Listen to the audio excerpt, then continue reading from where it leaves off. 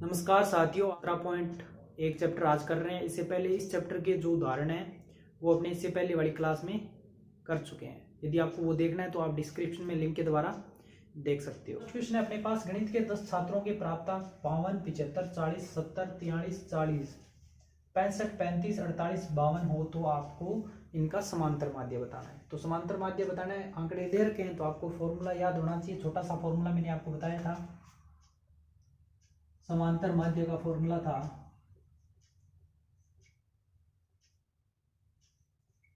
या फिर इसको औसत भी कहते हैं। समांतर माध्य लिख लो या औसत लिख लो, एक ही बात है। आपके पास फॉर्मूला था आंकड़ों का योग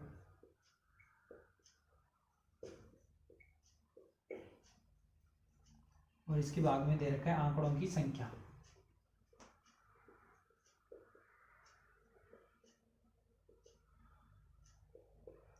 तो जो आंकड़े आपको दे रखे हैं उन सबका जोड़ कर दो। योग का मतलब सबका जोड़। तो आंकड़े दे रखे हैं आपके पास 52, 75,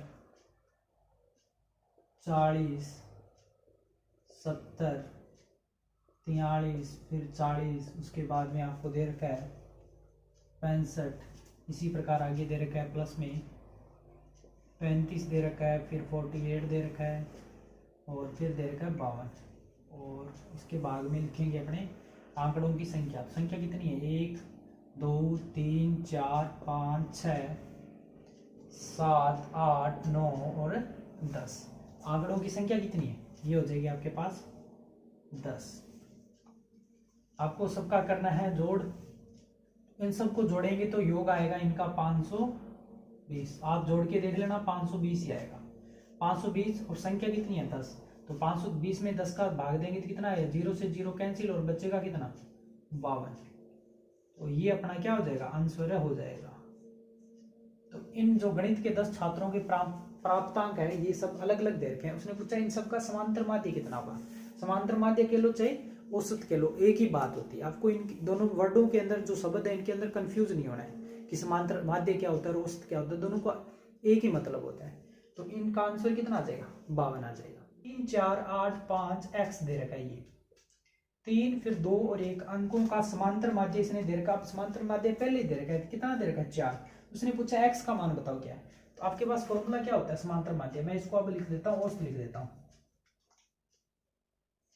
औसत बराबर, क्योंकि समांतर माध्य को औसत कहते हैं। फॉर्मूला क्या होता है? आंकड़ों का योग। आंकड़ों का योग बटे आंकड़ों की संख्या। तो आंकड़े क्या दे रखे हैं? आप आंकड़े दे रखे हैं अपने पास 3, 4, 8, 5, फिर एक्स दे रखा है। तो एक्स दे रखा है तो एक्स भी लेंगे साथ में, और फिर दे रखा है 3, फिर दे रखा है 2 और फिर दे रखा है 1 और भाग में कितना दे रखा है? संख्या देखो 1, 2, 3, 4, 5, 6, 7 और 8 दे रखा है। इस औसत का वैल्यू इसने दे रखा है पहले। कितना दे रखा है आप यहां से देख सकते हो। समांतर माध्य दे रखा है 4 दे रखा है, तो इसके बराबर रख देंगे। अब अपने को सिर्फ हल करना है और ये जो एक्स है इसका वैल्यू बताना है।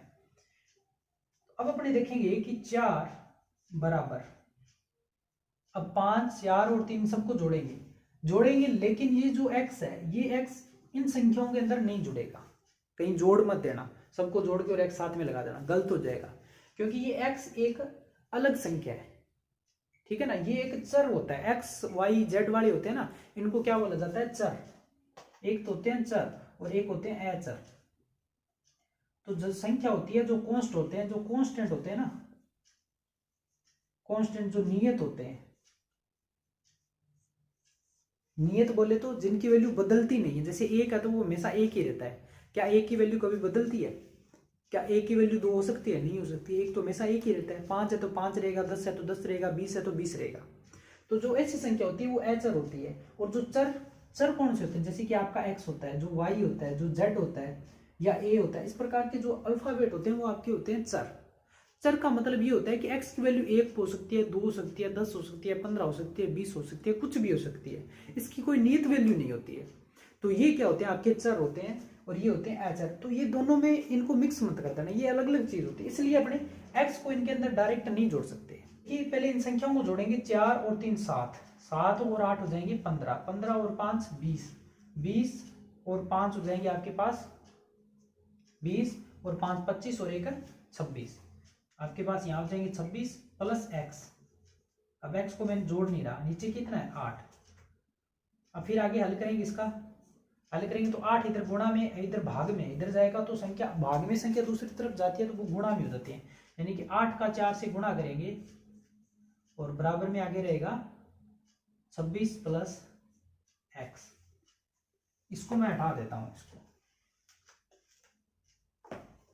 तो यहां से आगे हल करेंगे फिर 800 का कितना हो जाएगा 32 बराबर में 26 प्लस x। तो x की वैल्यू यहां से निकालेंगे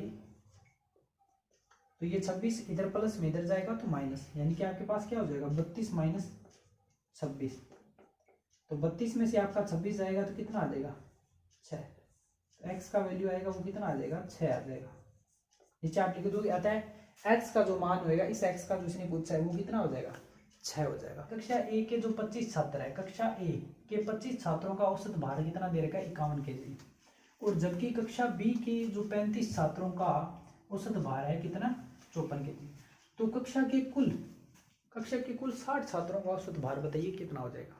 तो देखिए यहाँ पे एक क्वेश्चन के अंदर दो अलग अलग टर्म की बात की गई है। देखिए कैसे, उसने बोला कक्षा ए, दो कक्षा की बात कर रखा है, कक्षा ए के जो 25 छात्र है इनका कितना है औसत भार, इनका औसत भार दे रखा है इसने 51 kg। पहले अपने इसको हल करेंगे। कैसे हल करेंगे, औसत के लिए अपने पास फॉर्मूला क्या होता है आंकड़ों का योग बटे आंकड़ों की संख्या। मैं इधर लिख देता हूं, औसत बराबर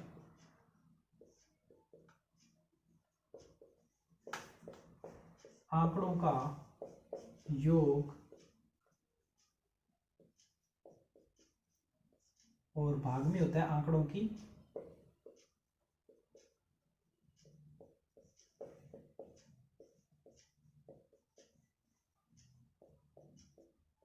संख्या। ये अपने पास फॉर्मूला होता है। इस फॉर्मूले से दोनों क्वेश्चन को साथ इस प्रश्न को करेंगे अपने।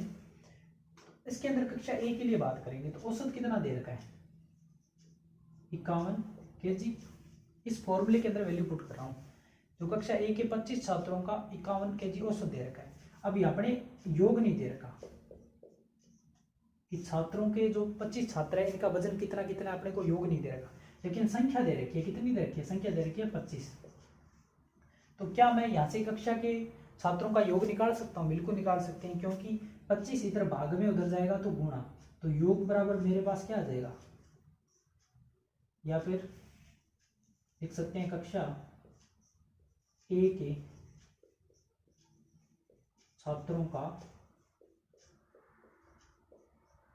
योग, कुल योग कितना होगा, तो 25 इंटू क्या हो जाएगा 51 हो जाएगा। 25 इंटू 51 कैसे हो जाएगा, औसत बराबर होता है आंकड़ों का योग बटे आंकड़ों की संख्या। औसत मैंने लिख दिया इधर, योग अपने पास नहीं दे रखा है, योग की जगह योग लिखा, संख्या कितनी दे रखी है 25। 25 इधर से गया तो मल्टीप्लाई में, तो कक्षा ए के छात्रों का जो योग है अपने को नहीं दे रखा, याद करना है वो कितना हो जाएगा 51 इंटू 25 आ जाएगा। 51 इंटू 25 आ जाएगा, जिसको अपने लिख सकते हैं मल्टीप्लाई करें तो, अगर तो मल्टीप्लाई करेंगे तो लिख देते हैं 25 एकम 25 कितने बच जाएगी 2, 25 5 है 125, 125 और 2 कितने हो जाएंगे 127।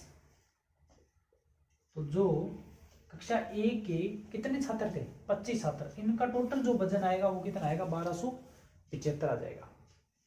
फिर उसने दूसरी बात करी अपने पास, उसने दूसरी बात ये करी है कि कक्षा बी के, अब लिखेंगे कक्षा बी के 35 छात्रों का औसत भार। तो यहां पे लिख सकते हैं कक्षा बी के जो 35 छात्र है का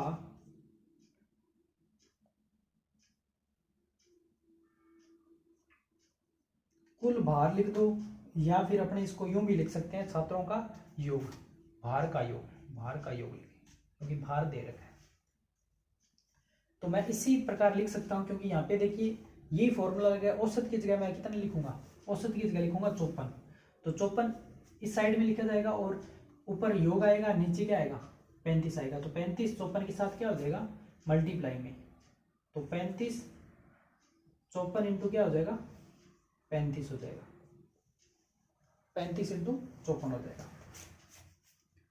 अब देखिए क्या लिख सकते हैं, अब 35 54 इनका मल्टीप्लाई है, तो मल्टीप्लाई करने का तरीका भी आप देख सकते हो। इसको क्या लिख सकते हो आप, इसको क्या मैं 30 प्लस 5 लिख सकता हूँ, बिल्कुल। ये मैं आपको मल्टीप्लाई करने का तरीका बता रहा हूँ।